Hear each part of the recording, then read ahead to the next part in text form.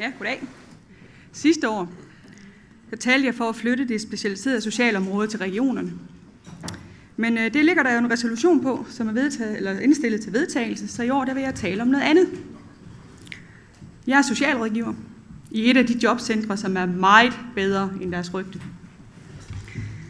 For nylig havde jeg en samtale med en ca. 30-årig kontanthjælpsmodtager og hans bostøtte. Han har været i systemet siden sit 19. år. Han er skizofren, og den dag meget dårlig, måske endda psykotisk. Jeg håber, og lad os alle sammen håbe på, at bostøtten bagefter kørte ham ud på psykiatrisk skadestue. Desværre så ved jeg kun alt for godt, hvad der sker derude.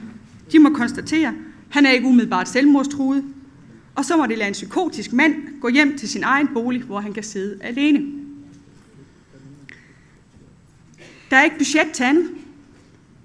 Hos mig i jobcenteret der er der heller ikke førtidspension til ham. Højst et ressourceforløb, hvor han er lige i målgruppen. Og i mangel af penge til en ordentlig psykiatrisk behandling, så må han nøjes med jævnlige samtaler i jobcenteret.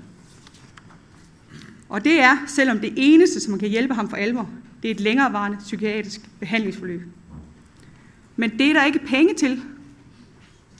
Det er formålsløst at have ressourceforløb i jobcentrene uden en ordentlig sundhedsbehandling. Ikke mindst på det psykiatriske område. Uden den sundhedsbehandling, så er pengene til ressourceforløbene spildt. Og det kan vel ikke være regeringens ønske eller radikal politik.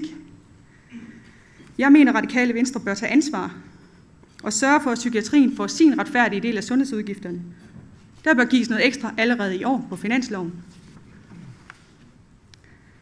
Jeg er egentlig ligeglad med, om man kalder det en velfærdsstat eller en konkurrencestat.